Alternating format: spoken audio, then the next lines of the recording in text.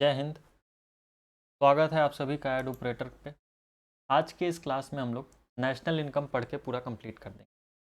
तो सबसे पहला क्वेश्चन जो आता है कि नेशनल इनकम होता क्या है। नेशनल इनकम क्या होता है ये हम ऑलरेडी आप लोगों को बता चुके हैं, है ना। नेशनल इनकम क्या होता है ये ऑलरेडी हम आप लोगों को बता चुके हैं, लेकिन एक बार फिर से हम बता दे रहे हैं। नेशनल इनकम का मतलब होता है कि किसी भी एक कंट्री की एक साल के अंदर कितनी इनकम हुई है, किसी एक कंट्री की एक साल के अंदर कितनी इनकम हुई है, जो टोटल इनकम होती है किसी भी कंट्री की एक साल के अंदर, उसी को बोला जाता है नेशनल इनकम।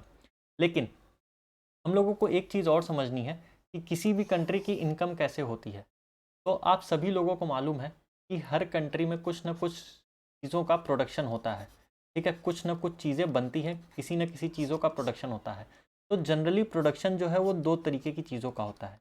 एक तो होता है गुड्स का, सामान का, और दूसरा होता है सर्विसेज का। तो एक कंट्री में एक साल के अंदर जो भी गुड्स एंड सर्विसेज का प्रोडक्शन हुआ है, और जो भी गुड्स एंड सर्विसेज का प्रोडक्शन हुआ उसको बेचा जाएगा, उसको सेल किया जाएगा, और उससे जो भी पैसा आएगा उन सारे पैसों का जो टोटल अमाउंट होगा उसी को बोला जाता है नेशनल इनकम, ठीक है। तो यहाँ पे पढ़ के भी देख लीजिए, नेशनल इनकम क्या होता है। Sum total of monetary value of all final goods and services produce with in a country, ठीक है। एक साल के अंदर जो भी गुड्स एंड सर्विसेज किसी कंट्री के अंदर प्रोड्यूस हुई है, उसको बेच के, उसका यूज़ करके जो भी पैसा आता है कंट्री में एक साल के अंदर उसी को बोला जाता है नेशनल इनकम। उसी को क्या बोला जाता है, नेशनल इनकम। अब ध्यान से सुनिएगा, जो नेशनल इनकम होता है वो तीन तरीके से निकाला जाता है, ठीक है। कितने मेथड्स हैं नेशनल इनकम को निकालने के लिए? तीन मेथड है। पहला इनकम मेथड, दूसरा प्रोडक्शन मेथड या फिर वैल्यू एडेड मेथड होता है, और ये हो गया दूसरा, और तीसरा होता है एक्सपेंडिचर मेथड, ठीक है। नेशनल इनकम को निकालने का, नेशनल इनकम को कैलकुलेट करने का तीन मेथड होता है, ठीक है। सबसे पहला हो गया इनकम मेथड, दूसरा हो गया प्रोडक्शन या वैल्यू एडेड मेथड, तीसरा हो गया एक्सपेंडिचर मेथड। इन तीनों मेथड को अभी आगे हम लोग डिटेल में पढ़ेंगे, लेकिन इन मेथड को पढ़ने से पहले हम लोगों को कुछ और भी चीज़ें हैं जो नेशनल इनकम के बारे में पता होना चाहिए। जैसे सबसे पहली चीज़ जो हम लोगों को नेशनल इनकम के बारे में पता होना चाहिए वो है हिस्ट्री। नेशनल इनकम की हिस्ट्री क्या है? देखिए, हम लोगों को एक चीज़ ये समझना चाहिए कि कोई भी टॉपिक अगर हम लोग पढ़ रहे हैं, कोई भी टॉपिक अगर हम लोगों ने पढ़ना स्टार्ट किया है, तो उस टॉपिक का बैकग्राउंड या फिर जो हिस्ट्री बोलता है कि उसका पास्ट क्या है, वो पता होना चाहिए अच्छे से, क्योंकि यूपीएससी में या किसी भी एग्ज़ाम में इससे क्वेश्चन सर पूछ लिया जाता है। देखिए, तो हम लोग समझते हैं कि जो नेशनल इनकम है इसकी हिस्ट्री क्या है। ध्यान से सुनिएगा, इसके ऊपर क्वेश्चन ऑलरेडी पूछा जा चुका है और पूछा जाता है एग्ज़ाम में। सबसे पहली बात जो ये है कि नेशनल इनकम को सबसे पहले इंडिया में किसने निकाला था या किसने कैलकुलेट किया था? तो अगर एक रफ बोला जाए, रफली एस्टीमेट जो है नेशनल इनकम का, वो जो है सबसे पहले दादा भाई नौरोजी ने किया था, ठीक है। दादा भाई नौरोजी अपनी एक बुक लिखे थे, दादा भाई नौरोजी जो है एक बुक लिखे थे, उस बुक का नाम है poverty and un British rule in India, ठीक है। दादा भाई नौरोजी एक बुक लिखे, उस बुक का नाम है poverty and un British rule in India. इस किताब में इन्होंने, दादा भाई नौरोजी ने इस किताब में ये समझाया था कि किस तरीके से ब्रिटिशर्स जो है इंडिया का वेल्थ लूट के लेके जाते हैं, ठीक है। इस किताब में दादा भाई नौरोजी ने क्या समझाया था कि किस तरीके से ब्रिटिशर्स जो है इंडिया की वेल्थ को लूट के लेके जाते हैं। इसी को उन्होंने टर्म दिया ड्रेन ऑफ वेल्थ थ्योरी, है ना। और दादा भाई नौरोजी इस किताब में एक चीज़ ये समझाए कि अगर अगर ब्रिटिशर्स हमारे इंडिया की वेल्थ को लूट के न ले जाएं, तो हमारे पास जो वेल्थ टोटल बच रहा है वो कितना होगा और क्या होगा, ठीक है। या कितना पैसा होगा, या हमारे कंट्री को के पास कितनी इनकम आएगी, कितना पैसा बचेगा अगर ये ब्रिटिशर्स इंडिया की वेल्थ को लूट के न ले जाएं। तो एक रफली एस्टिमेट इन्होंने बताया था कि नेशनल इनकम कितनी होगी अगर ब्रिटिशर्स ना रहें। तो एक रफली आइडिया या जो सबसे पहली बार नेशनल इनकम किसी ने कैलकुलेट करके इंडिया की बताई थी तो वो थे दादा भाई नौरोजी। ये कब हुआ था? 1867 से 68 के बीच में। ठीक है, तो सबसे पहली बार एक रफ आइडिया नेशनल इनकम का किसने दिया था? दादा भाई नौरोजी ने दिया था अपनी बुक में। किस ईयर में? 1867 में। ठीक है, तो सबसे पहला जो रफ आइडिया या रफ एस्टिमेट नेशनल इनकम का निकाला गया था वो निकाले थे दादा भाई नौरोजी अपने किताब poverty and un British rule in India में। ठीक है, देखिए दादा भाई नौरोजी ने जो नेशनल इनकम कैलकुलेट की थी वो कैसी थी? वो एक रफ आइडिया था। ठीक है, लेकिन साइंटिफिक मेथड से नेशनल इनकम को सबसे पहली बार कैलकुलेट किए प्रोफेसर VKRV राव ने। ठीक है, प्रोफेसर VKRV राव जो थे, प्रोफेसर VKRV राव, नाम इंपॉर्टेंट है, ध्यान रखिएगा। प्रोफेसर, एक सेकेंड कलर चेंज कर लें ग्रीन कलर से, प्रोफेसर VKRV राव। ठीक है, तो जो साइंटिफिक मेथड से सेकेंड टाइम जो साइंटिफिक मेथड से नेशनल इनकम कैलकुलेट की गई थी वो किसने किया था?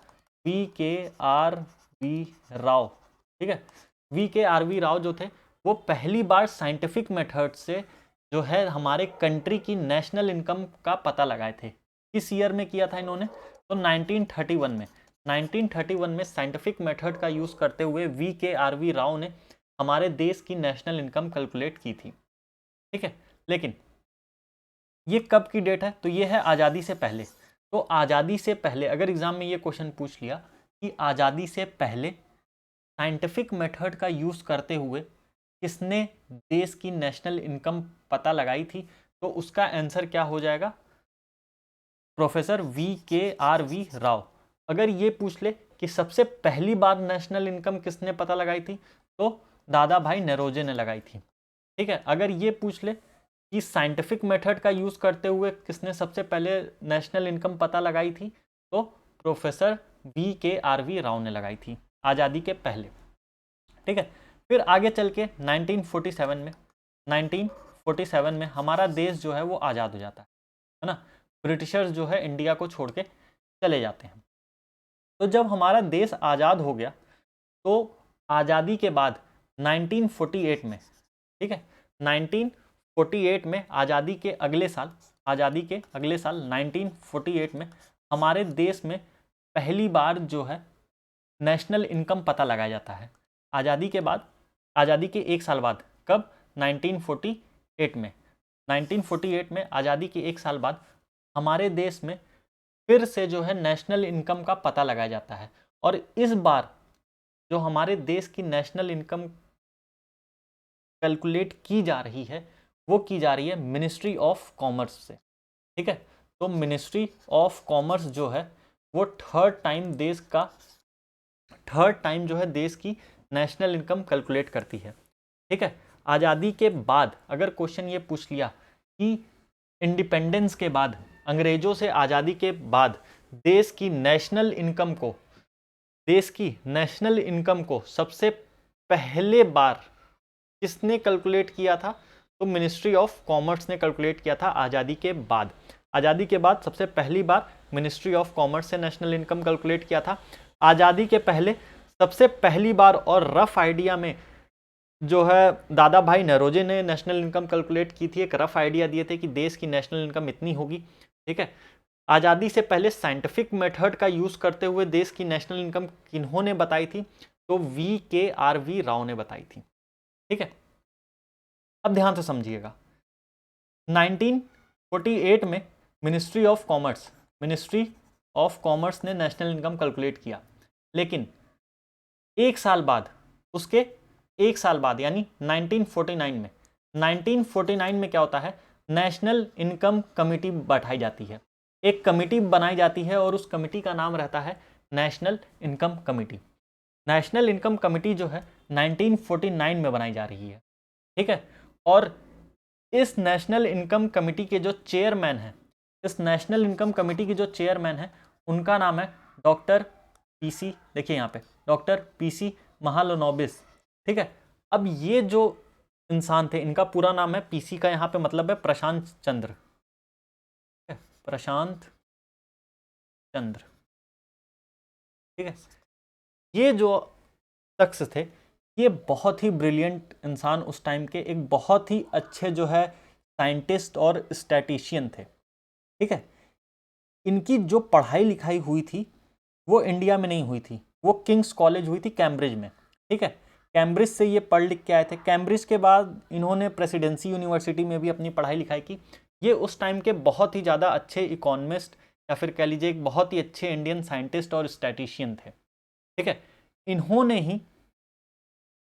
ही इंडिया में एंथ्रोपोमेट्री की स्टडी पे भी बहुत ज़्यादा ध्यान दिया था। तो ये 2-3 पॉइंट हैं, इनके बारे में याद रखिएगा, ठीक है। तो डॉक्टर साहब को नेशनल इनकम कमेटी का जो है चेयरमैन बनाया गया।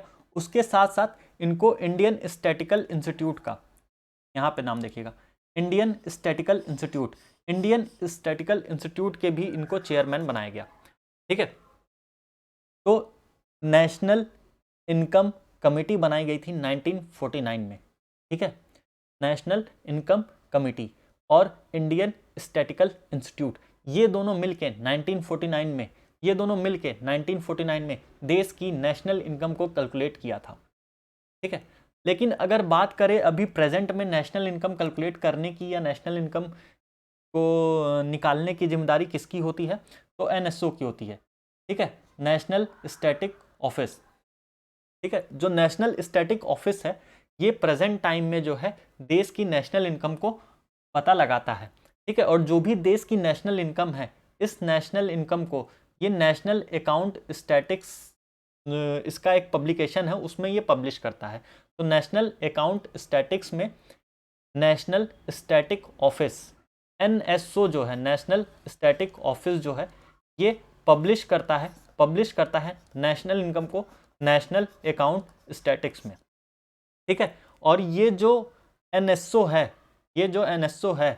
ठीक है, नेशनल स्टैटिक ऑफिस, ये किस मिनिस्ट्री के अंडर में है, तो ministry of statics and programme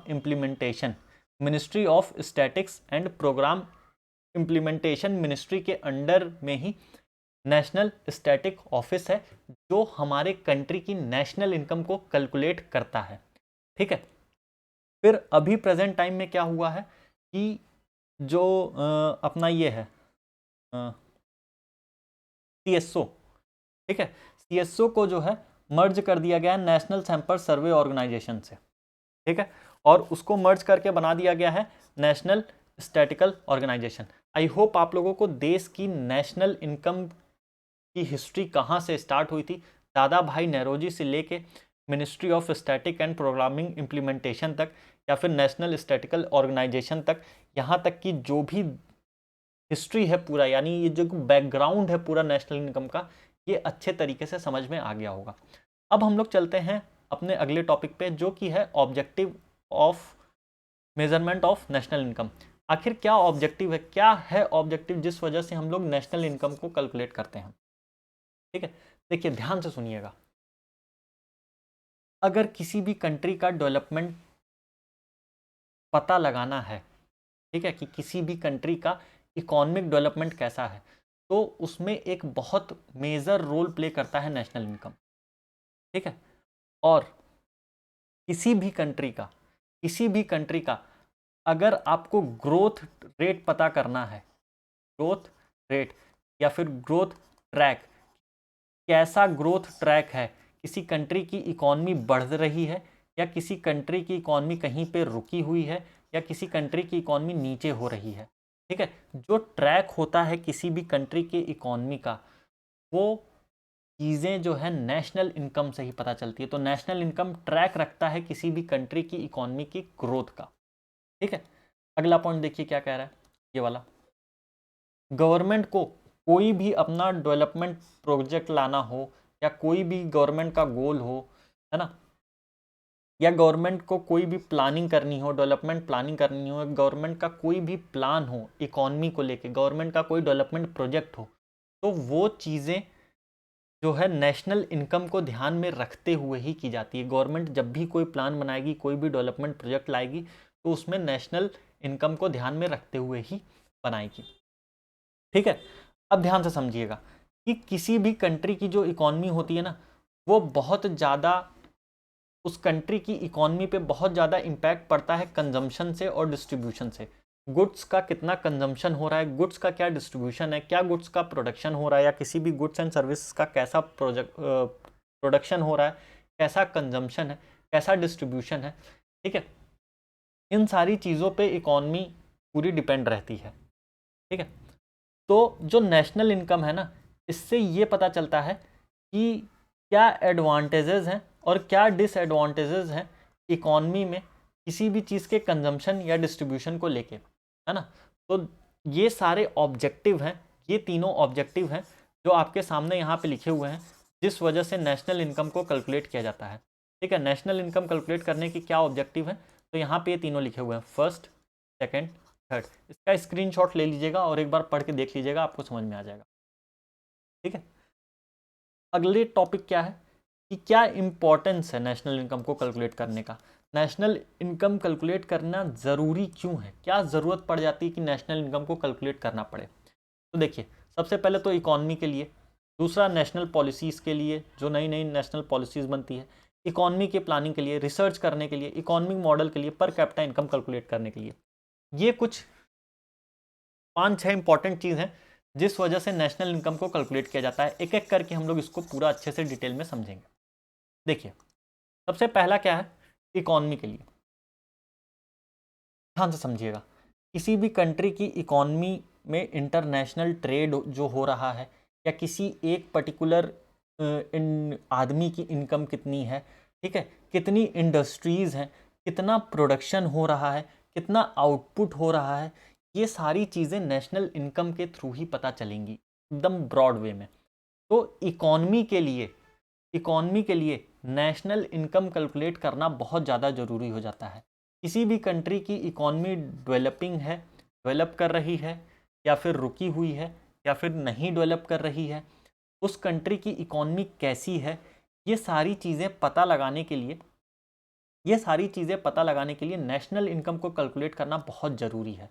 और किसी भी कंट्री की इकॉनमी किस किस चीज़ों पे डिपेंड करती है, तो प्रोडक्शन पे डिपेंड करती है, आउटपुट पे डिपेंड करती है। ठीक है, उस कंट्री के इंडिविजुअल लोगों की इनकम कितनी है, जिसको पर कैपिटा इनकम बोलते हैं, है ना।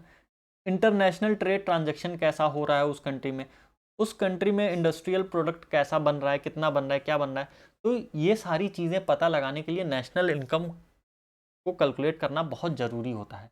तो इकॉनमी के लिए नेशनल इनकम कैलकुलेट करना बहुत ज़्यादा ज़रूरी है। फिर देखिए, सेकंड पॉइंट क्या है, नेशनल पॉलिसीज़ फॉर्म करने के लिए कोई भी गवर्नमेंट या कोई भी कंट्री अपने यहाँ की पॉलिसीज़ बनाते टाइम, गवर्नमेंट जब भी पॉलिसी बनाती है, तो गवर्नमेंट पॉलिसी बनाते टाइम एक बात का ध्यान रखती है, और वो है नेशनल इनकम।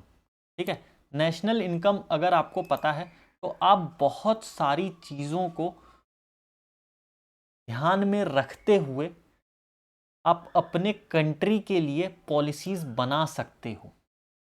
ठीक है, तो नेशनल पॉलिसी, जब भी कोई ऐसी पॉलिसी बनेगी, कोई भी ऐसी पॉलिसी जो पूरे देश के लिए, जो पूरे नेशन के लिए बन रही है, जब भी कोई पॉलिसी बनेगी जो पूरे नेशन के लिए बन रही है, पूरे देश के लिए जब भी कोई पॉलिसी बन रही है, तो उस पॉलिसी को बनाते टाइम नेशनल इनकम ध्यान में रखना बहुत ज़रूरी होता है। इस पैराग्राफ की सबसे पहली लाइन यही कह रही है कि नेशनल पॉलिसी को बनाते टाइम, ठीक है, नेशनल इनकम को ध्यान में रखना बहुत ज़रूरी होता है। क्यों? क्योंकि जब भी आप कोई पॉलिसी बनाओगे, ठीक है, तो उस पॉलिसी को बनाने में इन्वेस्टमेंट कितना आएगा, ये आपको पता होना चाहिए, है ना। उस पॉलिसी से आपको आउटपुट कितना मिलेगा, ये आपको पता होना चाहिए, है ना। उस पॉलिसी का इकॉनमी पे क्या इम्पैक्ट पड़ेगा, ये आपको पता होना चाहिए। और ये सारी चीज़ें आपको जो है नेशनल इनकम से ही पता चलेगी। ठीक है, आपको कितना इन्वेस्ट करना है, अगर आपको पता है कि हमारे देश की नेशनल इनकम कितनी है, पूरे कंट्री की इनकम कितनी है, उसी के अकॉर्डिंग आप इन्वेस्ट करोगे ना। ऐसा तो है नहीं आप अपने मन से इन्वेस्ट कर दोगे। देश में पैसा 1,000 है और आप इन्वेस्ट कर रहे हो 1,300, तो ऐसा तो हो नहीं सकता, है ना। आपको पहले पता होना चाहिए कि आपके पास आपके कंट्री की टोटल नेशनल इनकम कितनी है, फिर उसके अकॉर्डिंग आप प्लान बनाओगे, पॉलिसीज बनाओगे और फिर इन्वेस्ट करोगे। ठीक है, तो कोई भी नेशनल पॉलिसी बनाते टाइम जो है हमारे कंट्री की नेशनल इनकम हमें पता होना चाहिए। इसी वजह से जो है नेशनल इनकम बहुत ज़्यादा इम्पॉर्टेंट रोल प्ले करता है किसी भी नेशन की, किसी भी कंट्री की कोई भी पॉलिसी बनाने में। ठीक है, तीसरा पॉइंट है इकोनॉमिक प्लानिंग। ठीक है, किसी भी देश की इकोनॉमी किस किस चीज़ों पे डिपेंड करती है, इनकम पे डिपेंड कर रही है, क्या आउटपुट हो रहा है, कितनी सेविंग्स है वहाँ पे, कितना कंजम्पशन है, ये सारी चीज़ें के ऊपर इकोनॉमी डिपेंड करती है। और जब भी आप इकोनॉमी में इकोनॉमिक प्लानिंग कोई करेंगे, इकोनॉमी के लिए कोई प्लानिंग करेंगे, तो इन सारे चीज़ों को आपको ध्यान में रखना पड़ेगा, इनकम को, आउटपुट को, उस कंट्री की सेविंग्स को, वहाँ के कंजम्पशन को। ठीक है, ये सारे बहुत इंपॉर्टेंट सोर्स होते हैं उस कंट्री की इकोनॉमी प्लानिंग के लिए। तो जब भी हम लोग कोई भी इकोनॉमिक प्लानिंग करते हैं तो उस टाइम भी नेशनल इनकम कैलकुलेट करना या नेशनल इनकम का पता होना बहुत ज़्यादा ज़रूरी होता है। ठीक है, अगला जो है वो है रिसर्च के लिए।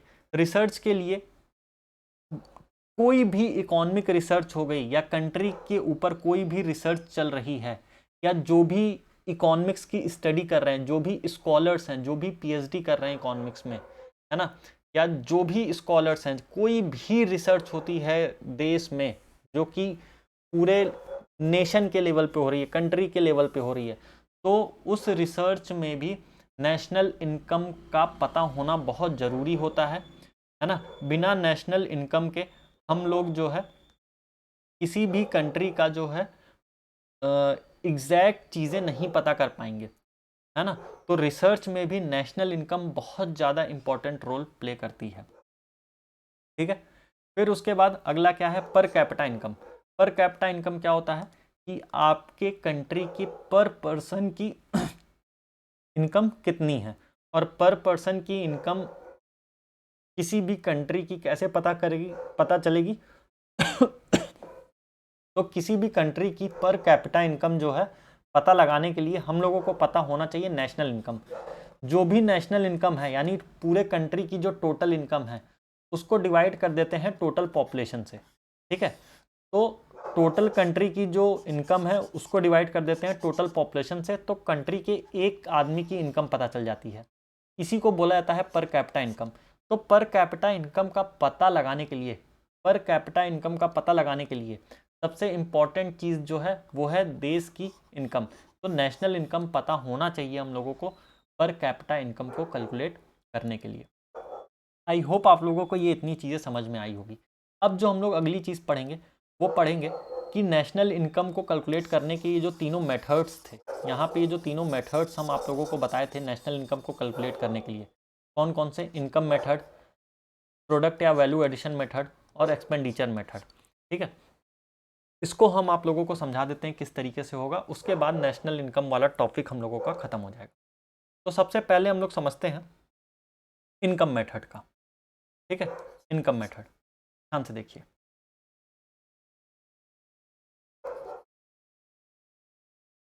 इनकम मेथड, किसी की भी इनकम जो है, किसी की भी जो इनकम होती है, ठीक है, कोई भी इंसान की इनकम जो होती है वो डिपेंड करती है प्रोडक्शन पे। प्रोडक्शन अगर नहीं होगा, अगर देश में प्रोडक्शन नहीं हो रहा है तो किसी की इनकम भी नहीं होगी। यानी इनकम के लिए मेन चीज़ क्या है, इनकम के लिए मेन चीज़ क्या है, इनकम के लिए मेन चीज़ है प्रोडक्शन। बिना प्रोडक्शन के किसी की भी इनकम नहीं होगी। और प्रोडक्शन जो है ये किस किस चीज़ों का होता है, दो चीज़ों का, या तो किसी सामान का हो रहा है, या तो किसी गुड्स का हो रहा है, या तो किसी सर्विस का प्रोडक्शन हो रहा है ना। तो या तो गुड्स का प्रोडक्शन होता है या तो सर्विस का प्रोडक्शन होता है। इसके बाद अगर जो है प्रोडक्शन नहीं हो रहा है तो क्या इनकम हो पाएगी, नहीं हो पाएगी। प्रोडक्शन किन किन चीज़ों का होता है, पहला एक गुड्स का होता है, दूसरा सर्विस का होता है। और प्रोडक्शन जो है ये किन चीज़ों पे डिपेंड करता है? फैक्टर ऑफ प्रोडक्शन क्या है? तो हम आप लोगों को बताए थे कि फैक्टर ऑफ प्रोडक्शन क्या क्या होता है। फैक्टर ऑफ प्रोडक्शन होता है सबसे पहला होता है लैंड, दूसरा होता है लेबर, तीसरा होता है कैपिटल, चौथा होता है एंटरप्रेन्योर। ठीक है, अब ध्यान से समझिए, इन्हीं चार चीज़ों के ऊपर इनकम डिपेंड करती है। क्यों? क्योंकि इन्हीं चार चीज़ों का ही यूज़ करते हुए किसी भी चीज़ का प्रोडक्शन होता है। किसी भी चीज़ का जब भी प्रोडक्शन होगा वो लैंड, लेबर, कैपिटल, एंटरप्रेन्योर, इन चारों चीज़ों के ऊपर ही होगा। और इन्हीं चारों चीज़ों से क्या होता है? इनकम होता है किसी का। फॉर एग्जाम्पल, मान लीजिए कोई एक फैक्ट्री लगनी है, तो उस फैक्ट्री को लगाने के लिए ज़मीन चाहिए होगी, उस फैक्ट्री में काम करने वाले लेबर चाहिए होंगे, है ना। उस फैक्ट्री को चलाने के लिए कैपिटल चाहिए होगा, पैसा बहुत ज़्यादा चाहिए होगा, और एक एंटरप्रेन्योर चाहिए होगा, एक मालिक चाहिए होगा, या जो उस फैक्ट्री को चला रहा है वो चाहिए होगा। ठीक है, अब ध्यान से देखिएगा, अगर आपके पास ज़मीन नहीं है, अगर आपको फैक्ट्री लगानी है, आपके पास ज़मीन नहीं है, तो आप क्या करोगे? ज़मीन रेंट पे लोगे, है ना। जिसकी ज़मीन होगी आप उसको क्या दोगे?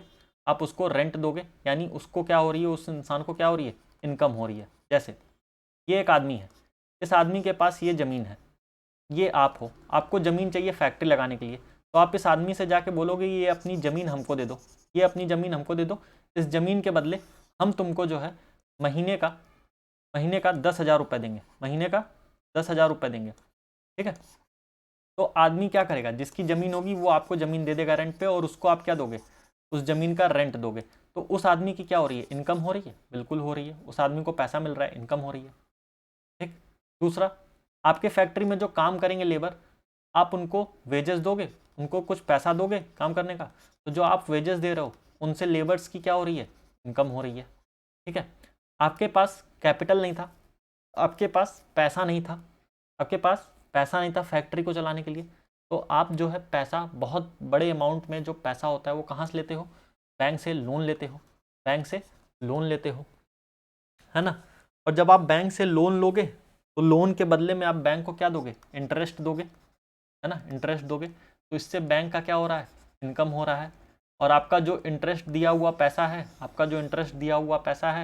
वो पैसा बैंक जो है आगे किसी आदमी को देगा लोन के लिए, है ना। तो इस आदमी की भी इनकम हो रही है, बैंक की भी इनकम हो रही है इंटरेस्ट से, है ना। तो कैपिटल से भी क्या हो रही है? किसी न किसी की इनकम हो रही है, किसी न किसी को पैसा मिल रहा है। अब अगला जो है वो है एंटरप्रेन्योर मतलब आप खुद हो गए। जो आप मालिक हो, आप फैक्ट्री के मालिक हो, तो फैक्ट्री से आप क्या लोगे? प्रॉफिट लोगे। आप चाहोगे ना कि आप बिजनेस कर रहे हो तो आपको प्रॉफिट हो, तो आप फैक्ट्री से क्या ले रहे हो? प्रॉफिट ले रहे हो, यानी आपकी भी क्या हो रही है? इनकम हो रही है। यानी अगर हम लोग ये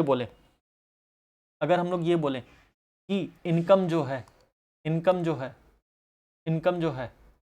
कहाँ से हो रही है? रेंट से हो रही है, वेजेस से हो रही है, लोन से हो रही है, प्रॉफिट से हो रही है, सबको इनकम हो रही है, सबके पास पैसा आ रहा है ना, हर इंसान की इनकम हो रही है। अब अगर बोला जाए कि पूरे देश में कितनी इनकम हो रही है उसका पता लगाओ, है ना, नेशनल इनकम पता लगाओ पूरे कंट्री का, तो आप कहोगे अच्छा, पूरे कंट्री में सबकी कोई ना कोई इनकम होती है, और इनकम किस किस चीज़ पे डिपेंड करती है? इनकम डिपेंड करती है प्रोडक्शन पे। प्रोडक्शन किस किस चीज़ों के वजह से होता है? प्रोडक्शन होता है लैंड के वजह से, लेबर के वजह से, कैपिटल की वजह से, एंटरप्रेन्योर की वजह से, है ना। इन्हीं चीज़ों की वजह से क्या हो रहा है? इनकम हो रही है। लैंड से रेंट मिल रहा है, लेबर को वेजेस मिल रहा है, ठीक है, कैपिटल से लोन या इंटरेस्ट मिल रहा है, एंटरप्रेन्योर को प्रॉफिट मिल रहा है, यानी इन सब की क्या हो रही है? इनकम हो रही है। और आपको बोला जा रहा है कि टोटल इनकम पता लगाना है देश की, तो पूरे देश वालों की इनकम इन्हीं चार चीज़ों से हो रही है, रेंट से, वेजेस से, लोन से, प्रॉफिट से। तो इन सभी को अगर ऐड कर दें तो क्या नेशनल इनकम निकल जाएगा? तो नेशनल इनकम, अगर कोई बोले कि नेशनल इनकम कैलकुलेट करना है इनकम मेथड, अगर कोई बोले नेशनल इनकम कैलकुलेट करना है इनकम मेथड से, या एग्जाम में क्वेश्चन आ गया कि नेशनल इनकम कैलकुलेट करके बताइए इनकम मेथड से कितना होगा, तो इनकम मेथड का फॉर्मूला क्या होता है कि आप R plus I plus W plus E, R for rent, W for wage, I for interest, P for profit, इन सभी को आप एक साथ ऐड कर दीजिए। यानी rent plus wage plus interest plus profit, इन सभी को एक साथ आप ऐड कर दीजिए, तो आपका क्या निकल जाएगा, नेशनल इनकम, आपका निकल जाएगा नेशनल इनकम। तो ये फॉर्मूला होता है नेशनल इनकम को कैलकुलेट करने का इनकम मेथड से। आई होप आप सभी लोगों को इनकम मेथड समझ में आ गया होगा। अब जो अगला मेथड है नेशनल इनकम को कैलकुलेट करने का, वो क्या है, वो है एक्सपेंडिचर मेथड। देखिए इधर, वो कौन सा है, एक्सपेंडिचर मेथड। ये देखिए एक्सपेंडिचर मेथड, इनकम मेथड हम लोग पढ़ चुके, अब हम लोग पढ़ने जा रहे हैं एक्सपेंडिचर मेथड। देखिए एक्सपेंडिचर, ध्यान से सुनिएगा। एक्सपेंडिचर मेथड का मतलब क्या होता है, एक्सपेंडिचर मेथड क्या होता है, किस तरीके से होता है, ये ऑलरेडी हम आप लोगों को लाइव क्लास में समझा चुके हैं ना, इसमें ज़्यादा डिटेल में नहीं जाएंगे। एक्सपेंडिचर मेथड में बेसिक इसका फॉर्मूला बता देंगे हम कि एक्सपेंडिचर मेथड क्या होता है।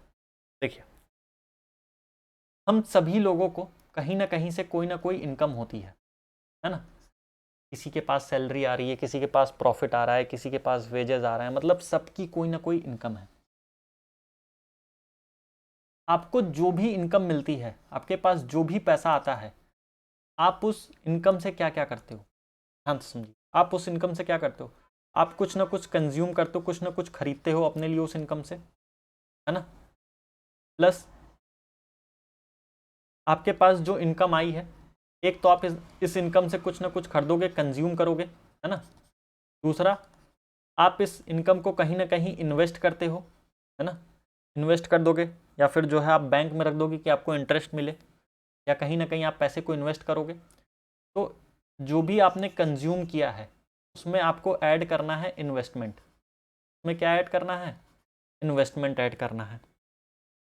ये तो हो गई आपकी पर्सनल इनकम, ये तो हो गई आपकी पर्सनल इनकम। हम लोगों को पता करना है पूरे देश की इनकम, पूरे देश की इनकम। तो पूरे देश की इनकम में क्या गवर्नमेंट की भी इनकम आएगी, गवर्नमेंट के पास जो पैसा आ रहा है गवर्नमेंट उसको कहाँ खर्चा कर रही है, बिल्कुल। तो इसमें हम लोग फिर से ऐड करेंगे गवर्नमेंट का एक्सपेंडिचर, गवर्नमेंट कितना खर्चा कर रही है, गवर्नमेंट कितना खर्चा कर रही है। तो गवर्नमेंट का एक्सपेंडिचर ऐड करेंगे, आपका इन्वेस्टमेंट ऐड करेंगे, आपने जो कंज्यूम किया है किसी भी चीज़ को उसको ऐड करेंगे, ठीक है। ये इतनी चीज़ें हम लोग ऐड करेंगे, प्लस उसके बाद हमारी कंट्री से,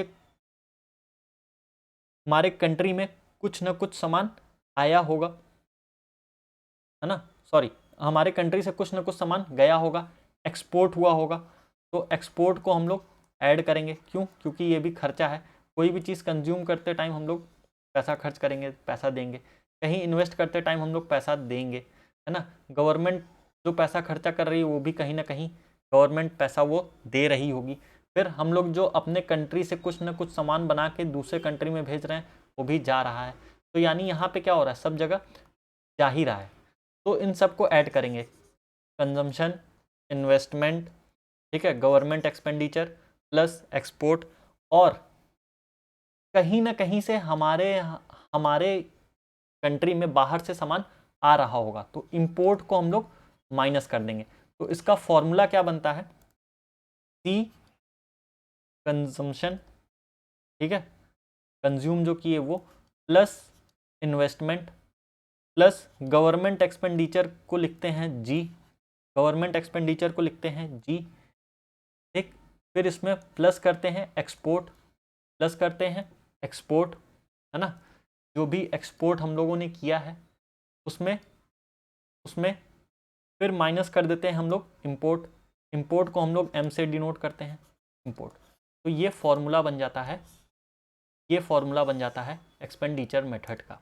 अगर एग्ज़ाम में आपको क्वेश्चन दे दे, है ना, एग्ज़ाम में आपको जो कंज्यूमर है, कंजम्पशन जो हुआ है वो दे दे, इन्वेस्टमेंट जो हुआ है वो दे दे, गवर्नमेंट का एक्सपेंडिचर बता दे, एक्सपोर्ट कितना हुआ है ये दे दे, इंपोर्ट कितना हुआ है ये दे दे, और कहे और एग्ज़ाम में फिर बोले कि एक्सपेंडिचर मेथड का यूज़ करके बताओ कि नेशनल इनकम कितनी है, तो आप यहाँ पे ये फॉर्मूला लगा देना, कंजम्पशन को, इन्वेस्टमेंट को, गवर्नमेंट एक्सपेंडिचर को और एक्सपोर्ट को, इन सबको आपस में ऐड कर देना, उसमें से माइनस कर देना एक्सपोर्ट को। ठीक है, तो ये फॉर्मूला होता है एक्सपेंडिचर मेथड का। आई होप आप लोगों को ये एक्सपेंडिचर मेथड भी अच्छे से समझ में आ गया होगा। अब हम लोग चलते हैं अपने अगले टॉपिक पे। हम लोगों की जो अगली टॉपिक है वो हम लोगों को पढ़ना है कौन सा, एक्सपेंडिचर मेथड भी हम लोग पढ़ चुके, इनकम मेथड भी पढ़ चुके, नेशनल इनकम कैलकुलेट करने का। अब इसके बाद जो पढ़ना है हम लोगों को वो है प्रोडक्शन या वैल्यू एडेड मेथड। अगला जो पढ़ना है हम लोगों को क्या है, प्रोडक्शन या फिर वैल्यू एडेड मेथड। ठीक है, को एक और नाम से बोला जाता है gross value added method, short form में GVA, gross value addition method. अब ध्यान से समझिएगा, इसको एक सिंपल सा एग्जांपल लेके हम आप लोगों को बताते हैं, आप लोगों को एकदम अच्छे से समझ में आ जाएगा। ग्रॉस वैल्यू एडेड मेथड में क्या होता है कि हम लोगों को मालूम है, हम लोगों के इकॉनमी में प्रोडक्शन होता है ना, किसी न किसी चीज़ का प्रोडक्शन होता ही होता है। फॉर एग्जाम्पल एक किसान था और उस किसान ने गेहूं लगाया, वीट लगाया। ठीक है, इस वीट से फिर आटा बना, फ्लोर बना, आटा बना, और उस आटे का यूज़ करते हुए बिस्किट बना। एक किसान था, ये एक फार्मर है, फार्मर ने वीट यानी गेहूं बनाया, गेहूं से आटा बना, आटा से बिस्किट बना। ठीक है, अब जब ये किसान गेहूं को प्रोड्यूस किया होगा, ठीक है, जब गेहूं को उगाया होगा तो वो उसको आगे बेचा होगा। मान लीजिए 100 किलो गेहूं था, 100 किलो गेहूं था, जिसको इसने 20 रुपये पर 20 रुपये पर केजी में बेचा। यानी इसने कितने में बेचा, इसने टोटल गेहूं कितने में बेचा, 2000 में। ठीक है, 2000 में इसने गेहूं को बेचा। फिर जो गेहूं खरीदा था, उस गेहूं खरीदने वाले ने 100 किलो गेहूं का आटा बनाया, आटा बनाने पे भी 100 किलो होगा, और ये जो आटा बनाया, इस आटे को इसने 25 रुपये किलो के हिसाब से बेचा। तो यानी कितना हो जाएगा,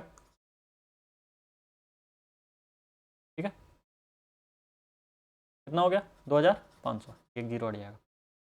फिर उसके बाद इस आटे को खरीदी एक बिस्किट बनाने वाली कंपनी, इस 100 किलो आटे को एक बिस्किट बनाने वाली कंपनी खरीदी और उससे 1000 बिस्किट का पैकेट बनाई, 1000 बिस्किट का पैकेट बनाई, और हर एक पैकेट 5 रुपये में बेची, हर एक पैकेट 5 रुपये में बेची। यानी टोटल कितने में बेची, 5000 में बेची, 5000 में बेची, है ना। अब ध्यान से समझिए, ग्रॉस वैल्यू एडेड मेथड या प्रोडक्शन मेथड क्या कहता है। हम आप लोगों को बताए थे कि जब भी इकॉनमी में, जब भी हम लोग कुछ भी निकालते हैं, ठीक है, जब भी हम लोग कुछ भी निकालते हैं, किस पे निकालते हैं, फाइनल वैल्यू पे निकाल रहे हैं, फाइनल वैल्यू पे। नेशनल इनकम भी यहाँ पे देखिए,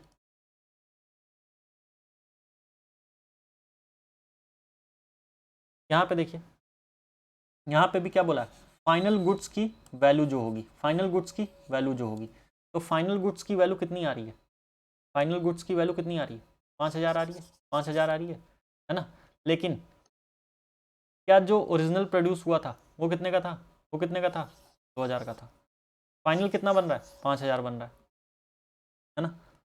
तो यहाँ पे होता क्या है, नेशनल इनकम जब भी हम लोग को निकालने के लिए दे दे, जब भी हम लोगों को नेशनल इनकम निकालने के लिए देगा, ध्यान से सुनिएगा, जब भी हम लोगों को नेशनल इनकम निकालने के लिए दे दे और बोले वैल्यू एडिशन मेथड से नेशनल इनकम कैलकुलेट करके बताओ, तो किस तरीके से करना है ध्यान से देखिए।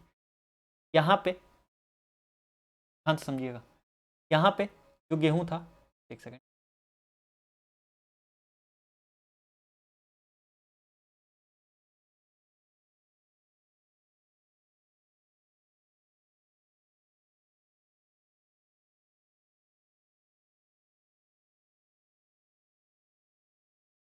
देखिएगा यहाँ पे 2000 रुपये का क्या मिला, आटा, वीट जो है 2000 रुपये का मिला, वीट जो है 2000, गेहूं जो है 2000 का मिला। उस गेहूं का आटा बना और उसकी वैल्यू कितनी हो गई, 2500। 2000 का गेहूं था, आटा कितने का हो गया, 2500 का। तो वैल्यू एडिशन कितने का हुआ, वैल्यू एडिशन कितने का हुआ, 500 रुपये का हुआ। कितने का हुआ, 500 रुपये का हुआ। कितने का हो रहा है, 500 रुपये का हो रहा है। ठीक है, फिर उसके बाद देखिए आगे, ये जो यहाँ पे जो 2500 का आटा था, 2500 का जो आटा था, उस 2500 के आटे का बिस्किट बन गया। कितने का बना, 5000 का, 5000 का बिस्किट बना। यानी इस बार वैल्यू एडिशन कितना हुआ, 2500 का हुआ, 2500 का हुआ। ये कैसे निकल रहा है, तो जो ये वाला है इसमें से इसको माइनस कर दीजिए। ठीक है, एक सेकेंड, इस वाले में से इसको माइनस कर देना है, जो वैल्यू आएगी उसको यहाँ पे लिखना है। ठीक है, वैसे ही इस वाले में से इसको माइनस कर देंगे, जो वैल्यू आएगी वो यहाँ पे लिखेंगे। ठीक है, तो फाइनल वैल्यू कितनी आई, फाइनल वैल्यू कितनी आ रही है, फाइनल गुड्स क्या है, फाइनल वैल्यू नहीं, फाइनल गुड, ब्लैक कलर।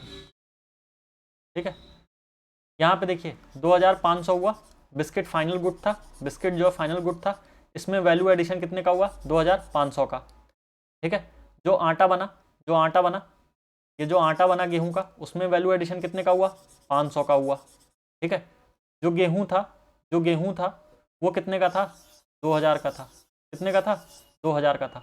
बस जितना भी वैल्यू एडिशन हुआ है, जो मेन गुड था, जो मेन वैल्यू थी सामान की जो मेन वैल्यू थी, यानी जो गेहूं बना था की वैल्यू कितनी थी, वो 2000 की थी। ठीक है, उसमें वैल्यू एडिशन कितने का हुआ, सबसे पहली बार वैल्यू एडिशन कितने का हुआ, किधर गया, सबसे पहली बार वैल्यू एडिशन कितने का हुआ, 500 का हुआ। सबसे पहली बार वैल्यू एडिशन कितने का हुआ, उसमें वैल्यू एडिशन कितने का हुआ, 500 का हुआ। फिर उसके बाद बिस्किट बना, बिस्किट में वैल्यू एडिशन कितने का हुआ, 2500 का हुआ, 2500 का हुआ। फिर से एक बार वैल्यू एडिशन हुआ, कितने का, 2500 का, 2500 का। ठीक है, इन सबको आप ऐड कर दो, इसको टोटल कितना आ रहा है, 5000। तो हमारा जो है नेशनल इनकम जो भी नेशनल इनकम है, वैल्यू एडिशन मेथड से या फिर प्रोडक्शन मेथड से, उसका फॉर्मूला क्या होता है, जो मेन वैल्यू है उसमें जो वैल्यू एडिशन हुआ है, ठीक है, जितने बार भी हो रहा है उतने बार वैल्यू एडिशन करते जाओ, जितने बार भी हुआ उतने बार वैल्यू एडिशन करते जाओ। इसका मतलब क्या है, इसका मतलब ये है कि पहले आटा था, ठीक है, आटे की वैल्यू कितनी हो गई, आटे की वैल्यू हो गई 2000। ठीक है, इस गेहूं को फिर आटा बनाया गया, आटा जब बना, आटा की वैल्यू कितनी हो गई, आटा की वैल्यू हो गई 2500 हो गई। फिर आटा से ये बिस्किट बना, बिस्किट की वैल्यू कितनी हो गई, थी 5000 हो गई थी, फिर मान लीजिए इस बिस्किट से केक बना, ये 5000 का जो बिस्किट पूरा था, 5000 का जो बिस्किट था, यानी 1000 बिस्किट जो खरीदा गया था उसको यूज़ कर लिया गया केक बनाने में। केक कितना बना, केक मान लीजिए बना होगा 20। 30 केक बना, ठीक है, 30 केक बना और एक केक की कीमत कितनी हो गई, एक केक की कीमत हो गई 500, एक केक की कीमत कितनी हो गई 500, तो कितना हो जाएगा 0 0 0, कितना हो जा रहा 10,000, कितना हो गया 10,000। तो हर बार आप देखेंगे, हर बार जब भी कोई गुड था उसमें जब भी कोई भी वैल्यू ऐड करके, जब भी कोई वैल्यू ऐड करके कुछ नई चीज़ बनाई गई, जैसे गेहूं में वैल्यू ऐड करके आटा बनाया गया, उसका दाम बढ़ गया। फिर आटे का जब बिस्किट बनाया गया तो उसका दाम बढ़ गया। फिर जब इस बिस्किट का केक बनाया गया तो उसका दाम बढ़ गया। तो जब भी अगर कह दे कि नेशनल इनकम निकालना है, नेशनल इनकम निकालना है वैल्यू एडिशन मेथड का यूज़ करते हुए या फिर प्रोडक्शन मेथड का यूज़ करते हुए, तो हम लोगों को कौन सा फॉर्मूला याद रखना है कि जो फर्स्ट वैल्यू थी, जो पहली बार निकाला गया था, उसकी वैल्यू क्या है, उसमें जितने बार भी वैल्यू एडिशन हो रहा है, एक बार वैल्यू एडिशन हुआ, देखिए स्पेस, जब भी कह दे नेशनल इनकम निकालना है तो जो उसमें फर्स्ट वैल्यू थी, जो पहली वैल्यू थी, उसको लिखना है, उसमें ऐड करना है वैल्यू एडिशन को। तो यहाँ पे देखिए गेहूं से आटा बना, फर्स्ट टाइम वैल्यू एडिशन हुआ, फर्स्ट टाइम वैल्यू एडिशन हुआ, कितने का हुआ था 500 का हुआ था। तो यहाँ पे लिखना है वैल्यू एडिशन पहली बार हुआ। फिर दूसरी बार वैल्यू एडिशन हो रहा है, यहाँ पे कितने का हो रहा है वैल्यू एडिशन, यहाँ पे 2500 का हो रहा है, 2500 का हो रहा है ना। तो फिर से एक बार वैल्यू एडिशन लिख रहे हैं, फिर से एक बार वैल्यू एडिशन हो रहा है केक बनाते time, third time value addition हो रहा है, कितने का हो रहा है 5000 का हो रहा है, 5000 का हो रहा है। तो यहाँ पे लिख देना है एक बार और वैल्यू एडिशन हुआ है, ठीक है। इन सबको ऐड कर देना है, इन सबको क्या कर देना है, ऐड कर देना है। तो जो भी चीज़ आएगी वो होगी नेशनल इनकम, किस चीज़ से, प्रोडक्शन मेथड से। आइए फिर से देख लेते हैं एक बार वैल्यू कितनी आई। आटे की गेहूं की वैल्यू कितनी थी 2000 थी, ठीक है। 2000 प्लस फर्स्ट टाइम जो वैल्यू एडिशन हुआ था वो कितने का था 500 का था, ठीक है। तो फर्स्ट टाइम जो वैल्यू एडिशन हुआ वो 500 का हुआ। फिर सेकंड टाइम जो वैल्यू एडिशन हो रहा है वो 2500 का हो रहा है, सेकंड टाइम जो वैल्यू एडिशन हो रहा है वो 2500 का हो रहा है, ठीक है।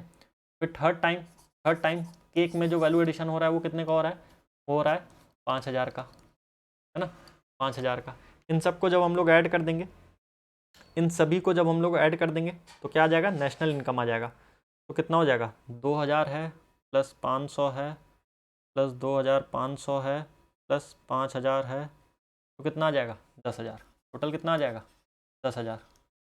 तो 10,000 क्या हो जाएगा, नेशनल इनकम हो जाएगा, किसका यूज़ करते हुए, वैल्यू एडिशन मेथड का यूज़ करते हुए, ठीक है। वैल्यू एडिशन मेथड का यूज़ करते हुए, या तो हम लोग बोलते हैं, इसको हम लोग बोलते हैं प्रोडक्शन मेथड का यूज़ करते हुए। तो ये तीनों मेथड थे नेशनल इनकम कैलकुलेट करने के, है ना। नेशनल इनकम आपका टॉपिक जो है पूरा कंप्लीट हो चुका है। आई होप आप लोगों को ये नेशनल इनकम निकालने का तीनों मेथड अच्छे से समझ में आया होगा। मिलते हैं अगली क्लास में, तब तक के लिए tata bye bye, good night, शुभ रात्रि, सब्बा खैर, जय हिंद।